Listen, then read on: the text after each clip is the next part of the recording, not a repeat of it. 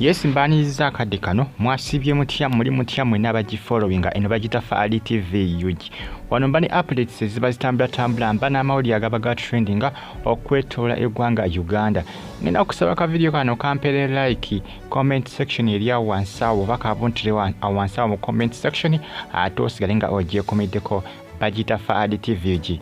Church za Pentagon zabbiddwa obukadde 61 bina massawo information engedde okubanga elinkinga Pastor Aduuse Bugingo y'omusobedde kubanga omwaka gujjo gwa 2025 abadde ateekateeka kubanga batandika omusingi n'ensonga nti ba engineer yabafunye ne kati ate ensimbi zabbiddwa. Information trendinga bwetyo bweraga abali Qatar, abali Canada, abali Toronto, abali mu Saudi Arabia, abali Uganda mu kibuga kikulu kye bayita Kampala mbebaza, abali Germany mu kibuga Berlin, abali Spain mu namba tumedeko nembebaza nebagamba nti stay on YouTube platform adesigala ngo following Faali TV Faali UG News KBTV gikosane KRTV Uganda now zona YouTube channel zange mugere kubanga mu following temujja kubanga mwejusa Faali TV UG. Pastor Aduuse Bugingo bagamba nti omusajja ono gwe mulaba mu kifaananyi abadde muweereza ku Kananirandi nga 2 omwezi gwa 12 yabba ssente za Pentagon era tumunoonya yabba ssente ziswambukadde 61 biranga munange nga bolengera account bwetyo bekakasa kiraga nti account kuba potsinze ebintu bino ya mukulu Aduuse Bugingo account biranga ya Pastor Aduuse Bugingo kiraga nti omuntu ono yali muweza ku church omusimbi dozo ogulengera gwe yabba balaga nti yabba obukadde 61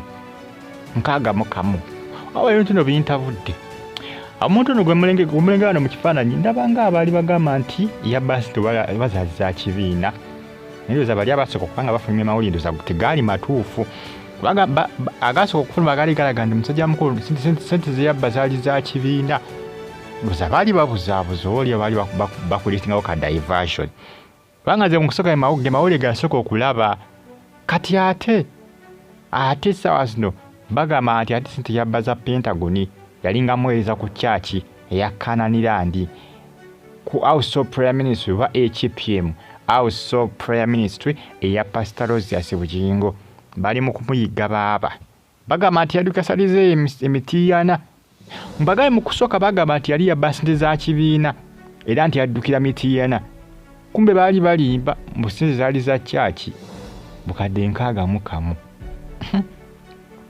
baba ssente nnyingi ziyatwala miliyoni 61 aya onaawulira ekeno kubanga bikomekera nenga bali mu kumuyiga bamuyiganga mpiso era nga Pastor Bugingo agamba nti yafunye dda abagenda okubanga bamuyambako kubanga bawenja musajja mukulu afokola nga bamusesemya ensimbi ez'okuzimba ekkanisa kubanga ajjukira omwaka ogujja ogwa 2025 Pastor Bugingo agamba atayagala kukola ki tayagala kusigalira ayagala kutandika 2025 agenda okuggwako ng'alinako waatuuse tugenda ogenda mu 2026 nga waliwo ko waatuuse afokola nga church ekomekerezebwa mu 2027 oba 2026 nga gwako kubanga church ya Pentagon ebintu binyu bagenda okubanga bakola bakola bigenda twala obudde process by process ebimatiriyo bikitwa tugende nabagamba nti church Pastor Bugingo gyagala okuzimba endiga zikyasonda ensimbi kyokka ensimbi ze basonda bate zibabba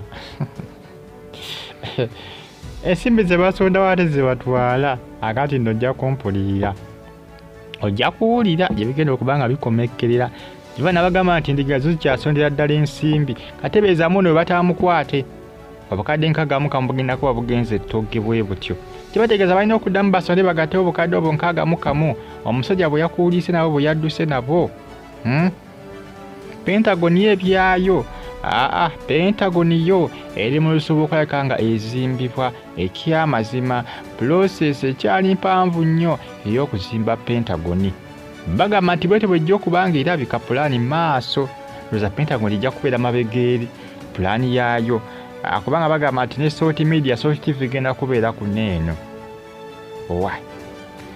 bintu bitabula bino kubanga balaga maaso genda kubeera kizimbe kya Salt emabega nga ewali Pentagon nga church eri mu shape eya Pentagon gambi pulaani nnene ekyamazima yo pulaani nnene.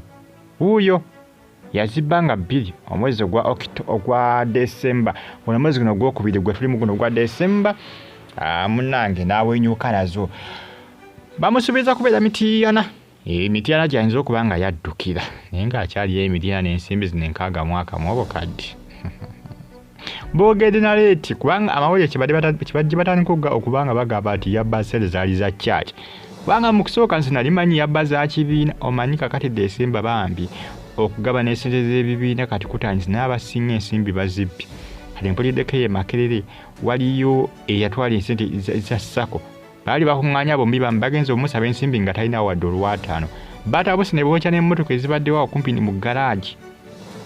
Bazikumyeko omuliro ne batabuka ne beekalakaasa ssente za Sako. Baani abateeka ensimbi za mu bibiina ne mu Sako mwegedde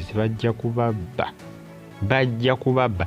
Nze nkusooka nimanyi omwami ssente ze yabba zaali za Sako kubanga amawulire agasooka bwe gaali galaga.